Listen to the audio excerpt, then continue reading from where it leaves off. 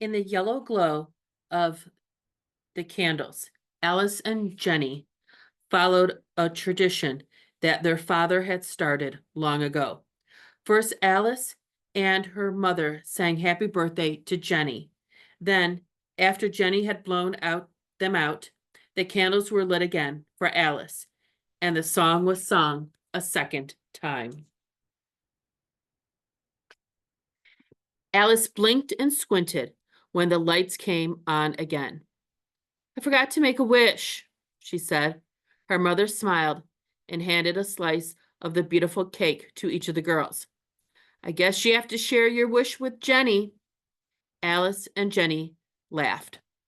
One year, when they were little girls, the suggestion that they would have to share the wish sent them into fits of crying, which their parents could only resolve by filling the cake slices back into the cake and lighting the candles for a third and fourth time.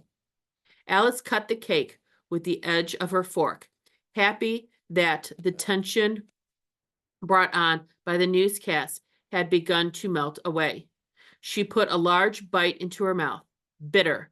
Alice tried hard to swallow, tried hard not to let her face show any reaction to the cake, but the taste of the mocha forced her mouth into a grimace. Jenny didn't miss it. I guess Gail doesn't like chocolate with mocha cream.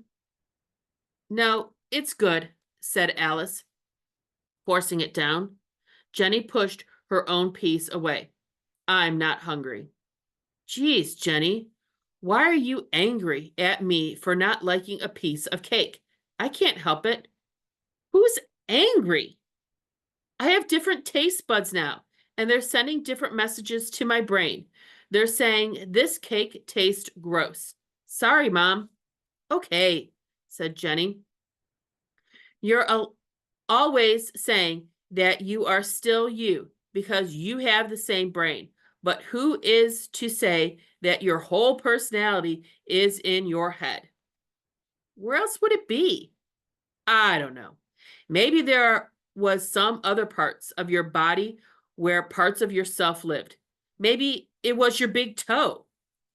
Alice's mother set down her fork. Jenny, people have their big toes cut off and they're still themselves. People have heart transplants and they're still themselves. Right, said Alice.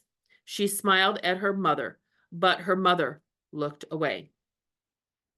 Maybe Jenny, maybe not, Jenny said.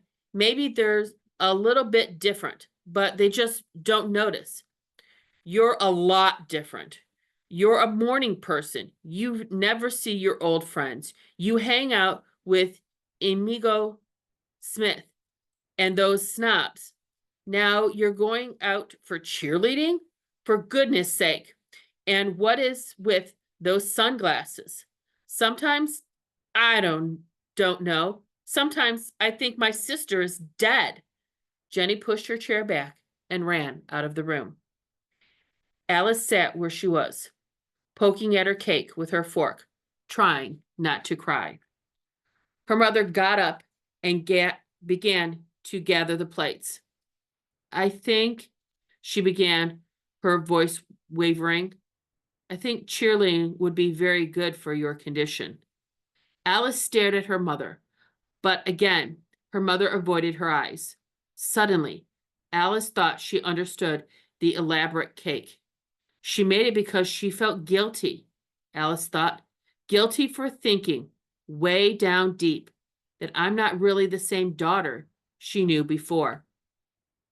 The first thing Alice saw when her eyes could focus was the white hospital ceiling, but the white had a slightly unnatural blueness to it, the way white looks on TV. Sometimes things were exquisitingly clear and sharp, although she wasn't wearing her contacts, and she hadn't yet learned to ignore her eyelashes, which seemed longer and darker than they had been before. When Alice saw her mother for the first time, she cried and cried. Her skin had a different texture. Her hair hardly seemed red at all. She even had a different smell. And Jenny? Why was everyone she knew so different? Why wasn't her father there? Would he be different too? When Alice met Mr. Jard, it was in the middle of the street.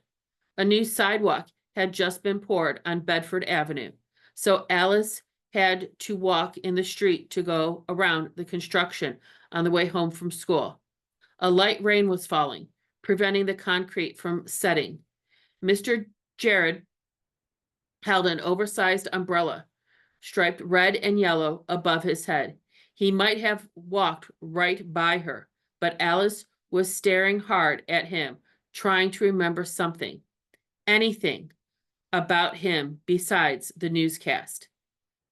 Gail, he said in a soft mumbling, and then, I'm sorry. I mean, Alice, do you know me? I saw you on TV. Ah, yes. The two stood in silence for a moment. You should have an umbrella, he said. There's a ridiculous thing, my wife here. No, no, it's just sprinkling, really. But Alice took the umbrella Mr. Jared offered her. Holding it upside down, it pointed to the road. This is very strange for me. Very strange, he said, staring at her. You know, you were in Toronto, but, well, to be honest, it was my wife who wanted to contact you. I I thought it would be better not to see you. It's very strange, he repeated, then added, You look so different. I do? Your hair, the way you stand even. Our Gail, she was an early bloomer, always slouched. Your accent is different too. He paused. I understood. I understand, my wife, she thinks our daughter is still alive. But I know. A car turned onto the street and honked at them. I'd better go. On impulse, Alice grabbed Mr. Jared's hand. It was warm and big and rough, and Alice knew she had never felt it before. I know I wouldn't remember you, she said, but I was hoping when you walked by that I'd know you somehow. Mr. Jared shook his hand anyway. But you don't. No. Alice slid her dark glasses to the top of her head. My dad, I guess you know, he died in the accident. Yes. Sometimes I think if he were alive, he would just look into my eyes and know who was in there. The two stood in silence. Then Alice said, What will you tell your wife? I'll tell her. Mr. Jared's voice began to falter, but he looked at her straight on. I'll tell her I looked you into the eye and that I didn't see my daughter. I'm sorry, said Alice. She didn't ask the question that immediately came to her, but the words rang in her mind. Who do you see? Alice gripped the umbrella as she watched Mr. Jared hurry around the corner.